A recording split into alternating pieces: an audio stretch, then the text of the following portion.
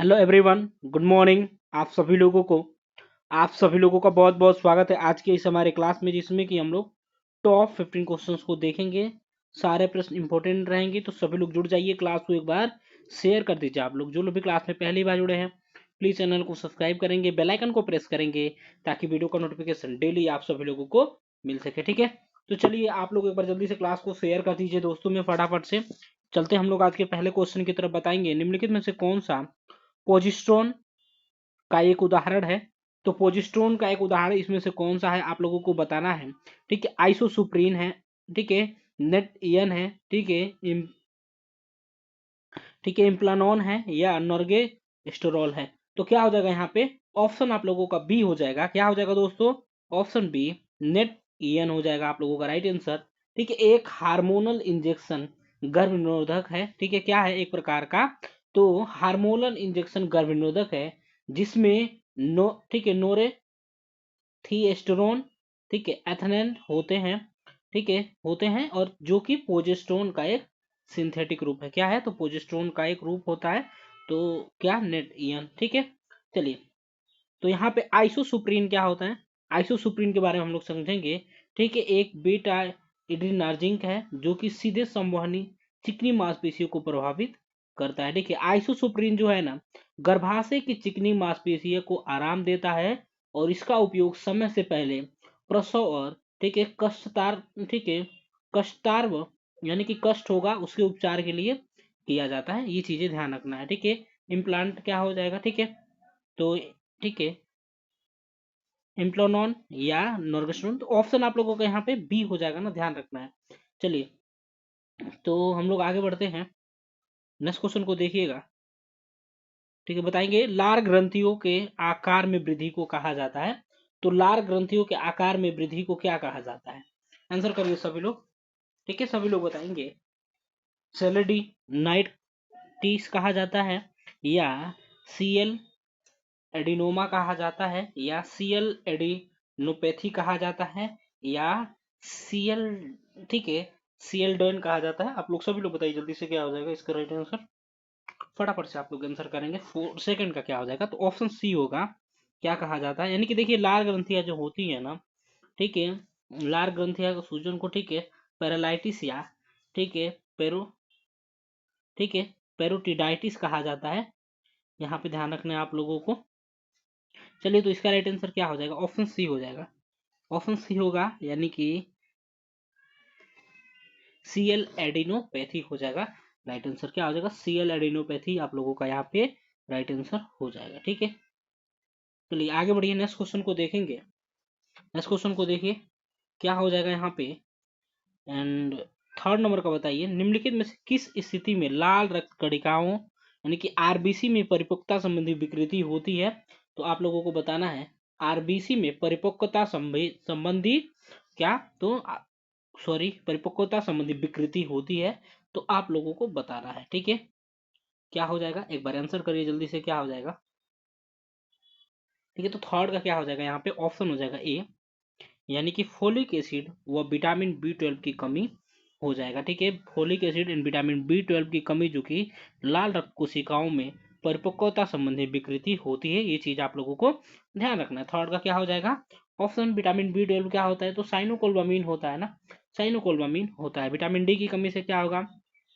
ये मैंने पिछली क्लास में बताया। विटामिन सी की कमी से क्या होगा? ठीक है, तो ये सभी लोग बताइए जल्दी से आप लोग कमेंट बॉक्स में। विटामिन सी की कमी से क्या होगा? विटामिन डी की कमी से क्या हो जाएगा? कमेंट बॉक्स में आप लोग लिखेंगे कौन सा रोग होता है। चलिए आगे बढ़िए, और रासायनिक नाम भी लिखिए आप लोग। माता व पिता दोनों का रक्त समूह ए होने पर बच्चे का संभावित रक्त समूह कौन सा हो सकता है?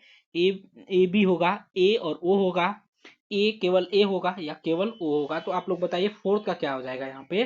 तो फोर्थ का क्या हो जाएगा? ठीक है, तो कौन सी संभावनाएं होती हैं? तो ए और ओ। ठीक है, ऑप्शन बी हो जाएगा। यदि माता व पिता के दोनों का रक्त समूह यदि ब्लड ग्रुप ए है, तो बच्चे का संभावित रक्त समूह ए और ओ हो सकता है। ठीक है, ये चीजें ध्यान रखना है। ए समूह वाले व्यक्तियों ठीक है व्यक्तियों का जीनोटाइप ए होता है, और एओ हो सकता है, ध्यान रखिएगा। ठीक है, ए जीनोटाइप वाले व्यक्तियों में हमेशा ए होगा। ठीक है, क्या ब्लड ग्रुप क्या होगा? हमेशा ए हो जाएगा। ये चीजें ध्यान रखना है। ठीक है, बच्चों को माता, ठीक है, माता पिता में किसी से भी, ठीक है, बी एलिन नहीं होता है। ठीक है, ये चीज ध्यान रखना आप लोगों को। तो आगे बढ़िए, इसमें क्या हो जाएगा, ए और ओ हो जाएगा। बताइए फिफ्थ का क्या हो जाएगा, निम्नलिखित में से किसके द्वारा डीएनए डीएनए के तंतु, सॉरी, के दो तंतु आपस में जुड़े रहते हैं, तो किस बॉन्ड के द्वारा, कोवैलेंट बॉन्ड हो जाएगा, ठीक है, इलेक्ट्रोस्टैटिक बल हो जाएगा, हाइड्रोजन बॉन्ड होगा, या वंडरवाल बल हो। ठीक है, तो सब लोग यहाँ पे बताइए जल्दी से क्या हो जाएगा, किसके द्वारा जुड़े रहते हैं। ठीक है, तो सभी लोग बताइए यहाँ पे क्या हो जाएगा, ऑप्शन ए हो जाएगा, यानी कि कोवैलेंट बॉन्ड जो होता है ना। ठीक है, कोवैलेंट बॉन्ड क्या है, एक प्रकार का रासायनिक, ठीक है, सहसंयोजन बंध भी इसे कहा जा सकता है। ये क्या है, रासायनिक बॉन्ड होता है, एक रासायनिक बंधन का एक प्रकार होता है। इसमें दो या दो से ज्यादा परमाणुओं के बीच, ठीक है, ठीक है, इलेक्ट्रॉन का बंधन होता है इसमें, ठीक है, आणविक बंधन होता है। ठीक है, तो ये चीज ध्यान रखना है, ऑप्शन क्या हो जाएगा, कोवैलेंट बॉन्ड हो जाएगा, ध्यान रखिएगा। आगे बढ़िए, सिक्स्थ नंबर को बताएंगे, डैश प्रतिक्रिया में, यानी कि कौन सी प्रतिक्रिया में वातावरणीय दाब महत्वपूर्ण होता है। तो आप लोग बताइए कौन से प्रतिक्रिया में वातावरण का जो दाब होता है वो महत्वपूर्ण है, रक्त प्रवाह में, मूत्र त्याग में, प्रजनन में, या श्वसन में। तो सभी लोग यहाँ पे जल्दी से बताएंगे, वायुमंडलीय दाब यानी कि क्या होगा, तो श्वसन, मौसम और जलवायु को। ठीक है, यहाँ पे सभी लोग बताएंगे कौन सा इफेक्टिव होता है। तो आसान क्वेश्चन है आप लोगों के लिए, क्या हो जाएगा, ऑप्शन सी हो जाएगा, यानी कि प्रजनन हो जाएगा।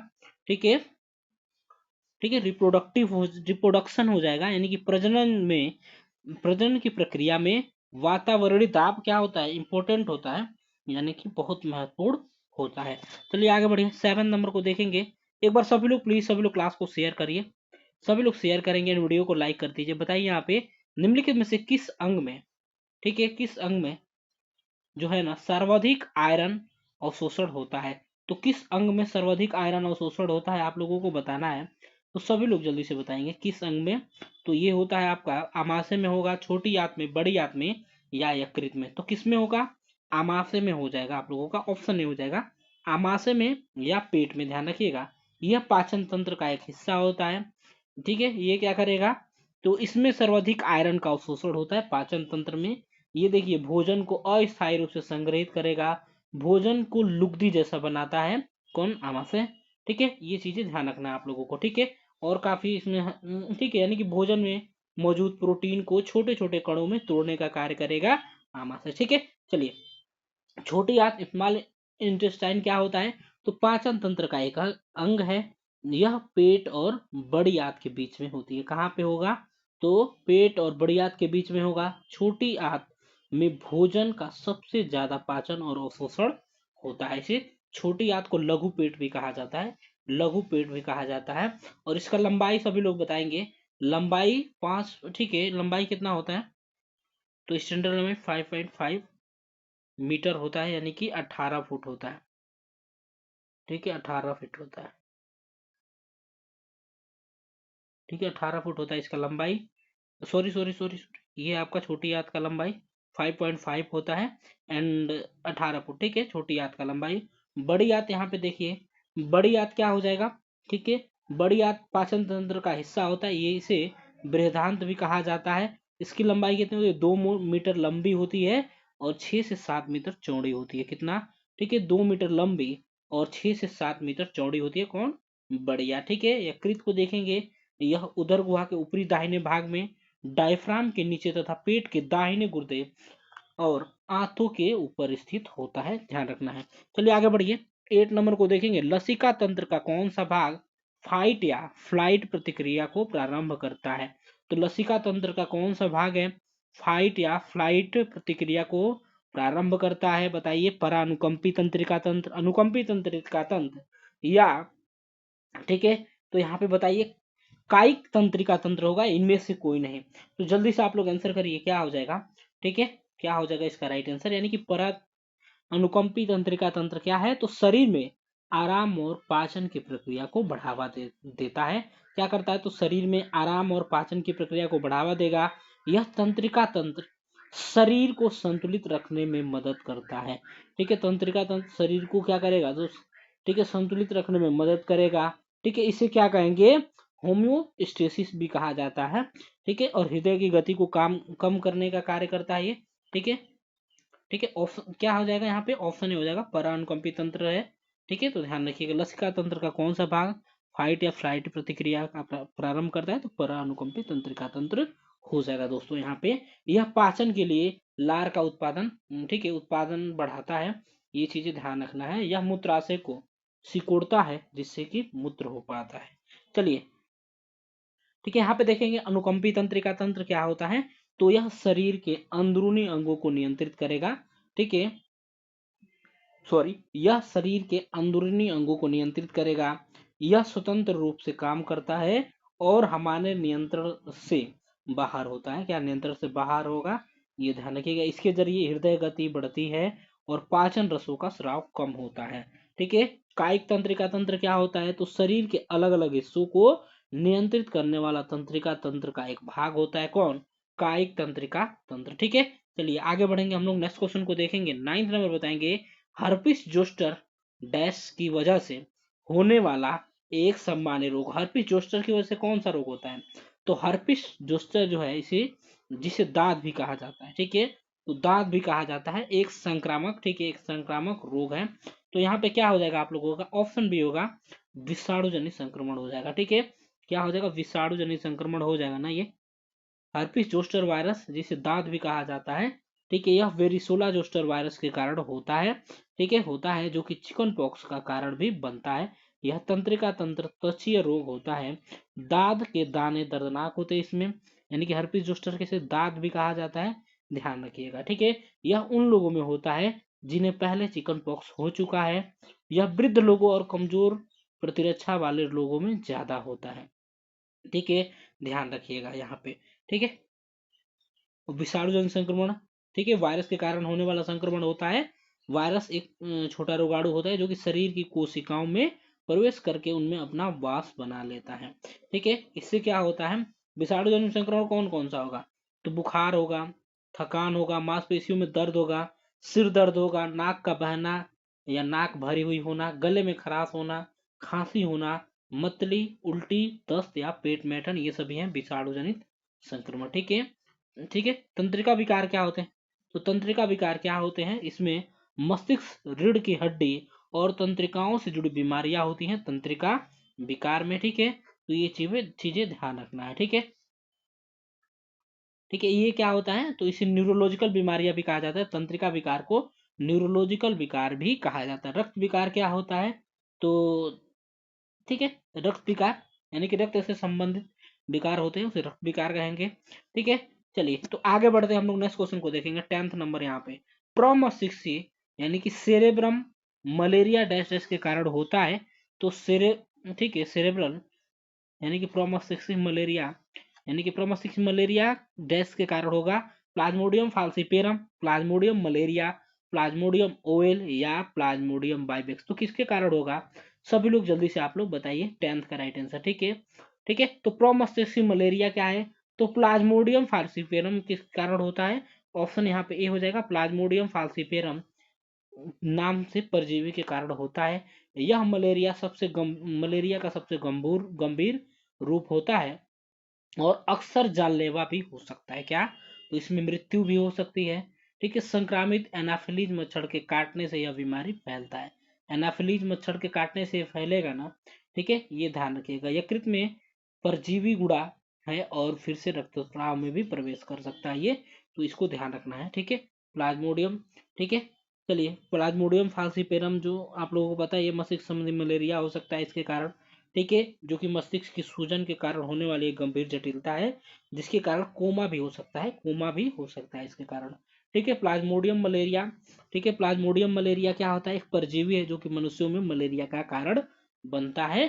ठीक है, यह एक क्या है, तो प्रोटोजोआ होता है, यह दुनिया भर में पाया जाता है। यह मादा एनाफिलीज मच्छर के काटने से फैलता है, किससे, तो मादा एनाफिलीज मच्छर के काटने से फैलता है। ठीक है, प्लाज्मोडियम ओवेल क्या होता है, तो एक परजीवी प्रोटोजोआ का प्रजाति है, इसके कारण मनुष्य में टर्सियन मलेरिया होता है। कौन सा होता है, टर्सियन,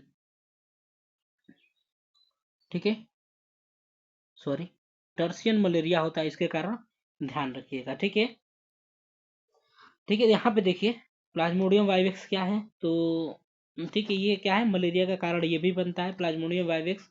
ठीक है, क्या हो जाता है, यानी कि प्लाज्मोडियम की कई प्रजातियां होती हैं। ठीक है, उसी का एक रूप है प्लाज्मोडियम वाइक्स। चलिए 11 नंबर को देखेंगे यहाँ पे, इनमें से कौन सा यौन संपर्क के माध्यम से फैलने वाला रोग है। तो यौन संपर्क के माध्यम से कौन सा फैलता है, आप लोगों को बताना है, सभी लोग बताएंगे। 11 का क्या हो जाएगा। ठीक है, क्षय रोग होगा, एड्स होगा, टिटनस होगा, या पीलिया हो जाएगा। तो सभी लोग जल्दी से बताइए क्या हो जाएगा, आंसर करिए। ठीक है, तो एड्स हो जाएगा ना आप लोगों का, ध्यान रखिएगा, एड्स हो जाएगा, यानी कि ऑप्शन बी हो जाएगा। क्या पूछा गया है, सीधी तरीके से आप लोगों को देखना है, यौन संपर्क के माध्यम से फैलता है। ठीक है, यौन संपर्क के माध्यम से फैलने वाला रोग कौन सा है, एड्स है। ठीक है, एड्स जो है ना एचआईवी किसी अन्य व्यक्तियों को तक फैल सकता है। ठीक है, ये कैसे फैलता है, जब रक्त, वीर्य, योनि द्रव्य या स्तन का दूध, ठीक है, जिससे कि एचआईवी होता है, उस व्यक्ति के शरीर में चला जाता है, दूसरे व्यक्ति में जाएगा ना, तो उसको हो जाएगा। ठीक है, एड्स। ठीक है, चलिए आगे बढ़े हम लोग, नेक्स्ट क्वेश्चन को देखते हैं। एंड टीबी आप लोगों को पता है माइक्रोबैक्टीरियम ट्यूबरकुलोसिस के कारण होता है। चलिए आगे बढ़िए, पानी के खारेपन को डैश डैश मिलाकर दूर किया जाता है, किससे दूर किया जाएगा। ठीक है, सभी लोग बताएंगे क्या हो जाएगा। पानी के खारेपन को किसको मिलाकर दूर किया जाता है, पोटेशियम परमैंगनेट को, ठीक है, या क्लोरीन को, ब्लीचिंग पाउडर को, या वाशिंग सोडा। तो क्या हो जाएगा यहाँ पे आप लोगों का ट्वेल्थ का क्या हो जाएगा दोस्तों।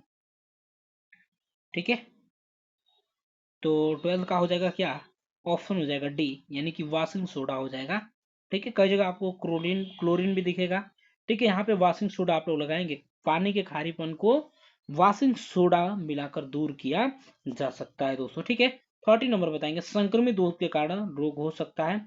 तो कौन कौन सा रोग हो सकता है यहाँ पे बताएंगे, एंथ्रेक्स होगा, जठर होगा, जठर शोथ होगा यानी कि गैस्ट्रिटिस होगा, बात ज्वर यानी कि रोमेटिक फीवर जिसे अमाती बुखार कहेंगे, टुंडिका शोथ यानी कि टॉन्सिलाइटिस। तो सभी लोग यहाँ पे बताएंगे। ठीक है, कई तरह के रोग हो सकते हैं, लेकिन यहाँ पे देखिए क्या हो जाएगा, यहाँ पे आप लोगों का राइट आंसर ऑप्शन ए हो जाएगा। 13 का क्या हो जाएगा आप लोगों का, ऑप्शन हो जाएगा एंथ्रैक्स हो जाएगा। एंथ्रैक्स हो जाएगा आप लोगों का राइट आंसर। ठीक है, संक्रमित दूध के कारण, ठीक है, एंथ्रैक्स रोग हो सकता है। कौन सा, एंथ्रैक्स रोग हो सकता है। यहाँ पे देखिए एंथ्रैक्स जो है ना, जीवाणु बीजाणु से उत्पन्न करता है। ठीक है, एंथ्रैक्स रोग क्या करेगा, जीवाणु बीजाणु उत्पन्न करता है, जो पर्यावरण में कई वर्षों तक जीवित रहने में सक्षम होते हैं। ठीक है, ठीक है, इसे क्या कहा जाता है, ठीक है, छोटी प्रतिरोधी कोशिकाएं भी कहा जाता है। ठीक है, एंथ्रेक्स देखिए, जठर शोथ यानी कि गैस्ट्रिटिस क्या होता है। ठीक है, गैस्ट्रिटिस इसमें क्या होता है, तो पेट में जलन, पेट में सूजन, पेट की परत में क्षरण, ठीक है, ईटीसी होते हैं इसमें। तो ये चीजें ध्यान रखना है हमें। ठीक है, गैस्ट्रिटिस टॉन्सिलाइटिस क्या होता है, तो ये क्या होता है, ठीक है, बात ज्वर क्या होता है, अमवाती बुखार होता है, अमवाती, अमवाती बुखार इसे कहा जाता है। ठीक है, इसे क्या कहा जाता है, अमवाती बुखार कहा जाता है, ध्यान रखना है। ठीक है, और यहाँ पे टुंडिका शोथ क्या है, यानी कि टोन्सिलाइटिस। ठीक है, यानी कि टोंसिल का सूजन होता है गले के पीछे, उत्तक की दो अंडाकार गद्दियां, ठीक है, जिन्हें टोंसिल कहा जाता है। ठीक है, जिसमें सूजन आने से टोंसिलाइटिस की समस्या हो जाती है। ठीक है, ध्यान रखिए। चलिए आगे बढ़ेंगे, 14 नंबर क्वेश्चन को देखेंगे। 14 नंबर क्वेश्चन बताइए सभी लोग। तो क्या हो जाएगा, ओजोन इस स्तर सूर्य डैश डैश को रोकती है। तो बताइए क्या हो जाएगा, रोशनी को रोकती है, अल्ट्रावायलेट यूवी यानी कि अल्ट्रावायलेट किरण विकिरण, इंफ्रारेड विकिरण, या यूवी और इंफ्रारेड विकिरण। तो सभी लोग जल्दी से यहाँ पे बताइए क्या हो जाएगा, आंसर करिए। ठीक है, तो ओजोन परत क्या होता है, तो सूर्य से आने वाली ठीक है, हानिकारक परावैंगनी किरणें जो होती है ना, ठीक है, तो ऑप्शन आ जाएगा क्या, ऑप्शन बी हो जाएगा, यानी कि अल्ट्रावायलेट रेज जो होती हैं, ठीक है, अल्ट्रावायलेट किरणें को रोकने का कार्य करेगा। ओजोन परत पृथ्वी के समताप मंडल में मौजूद होता है। ओजोन परत जो है ना, पृथ्वी के समताप मंडल में, ठीक है, समताप मंडल में क्या होता है, तो मौजूद होता है। यह प्राकृतिक फिल्टर की तरह काम करता है। क्या करेगा, तो प्राकृतिक फिल्टर की तरह काम करेगा। यह पृथ्वी की सतह से 15 से 35 किलोमीटर के ऊपर होगा, 15 से 35 किलोमीटर के ऊपर होता है। ठीक है, ओजोन परत 3 ऑक्सीजन परमाणुओं यानी कि O3 से मिलकर बना होता है। किससे मिलकर बना होगा, तो O3 से मिलकर बना होता है, O3 से मिलकर बना होता है। ठीक है, तो ये चीजें ध्यान रखेंगे, क्लियर हुआ आप लोगों को। ठीक है, O3 से मिलकर बना होता है।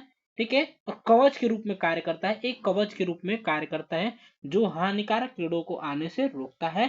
ठीक है, चलिए, तो ये रहा आपका 30 नंबर प्रश्न। 40 नंबर प्रश्न, आगे बढ़िए, लास्ट क्वेश्चन को देखें, किस गैस की वजह से ग्लोबल वार्मिंग होता है।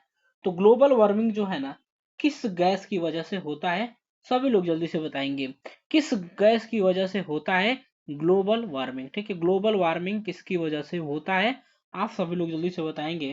ठीक है, कार्बन डाइऑक्साइड यानी कि CO2 के, मीथेन और नाइट्रस। ठीक है, यहाँ पे सभी लोग बताएंगे किसके कारण होगा। तो सभी लोग बताएं, carbon monoxide, carbon sorry nitrous oxide, carbon dioxide या सल्फर डाइऑक्साइड। तो यहाँ पे क्या हो जाएगा, ठीक है, सभी लोग जल्दी से बताइए। तो ऑप्शन क्या हो जाएगा, सी हो जाएगा, यानी कि कार्बन डाइऑक्साइड हो जाएगा, CO2 हो जाएगा, CO2 हो जाएगा, कार्बन डाइऑक्साइड। ठीक है, मानवीय गतिविधियों में उत्सर्जित होने वाले प्राथमिक ग्रीन हाउस गैस जीवाश्म ईंधन से जलने से O2 का स्तर बढ़ता है, जिसके कारण क्या होता है, तो ग्लोबल वार्मिंग होता है। क्या होता है, ग्लोबल वार्मिंग होता है, ध्यान रखिएगा। ठीक है, और देखिए global warming, carbon dioxide, CO2 यानी कि मीथेन, नाइट्रस ऑक्साइड जैसी ग्रीन हाउस गैस जिम्मेदार होती हैं। इन गैसों के उत्सर्जन की वजह से ही ग्लोबल वार्मिंग होता है। ठीक है, चलिए, तो ये रहा आपका 15 प्रश्न। चलिए, तो जो लोग वीडियो को लाइक नहीं किए, वीडियो को लाइक करेंगे, चैनल को सब्सक्राइब नहीं किए हैं तो प्लीज चैनल को सब्सक्राइब करेंगे, बेल आइकन को प्रेस नहीं किए हैं तो बेल आइकन को प्रेस करेंगे। मिलेंगे कल सुबह आप सभी लोगों से अगली क्लास में, तब तक के लिए bye bye, take care, thank you so much for watching, have a great day, धन्यवाद, bye bye and take care.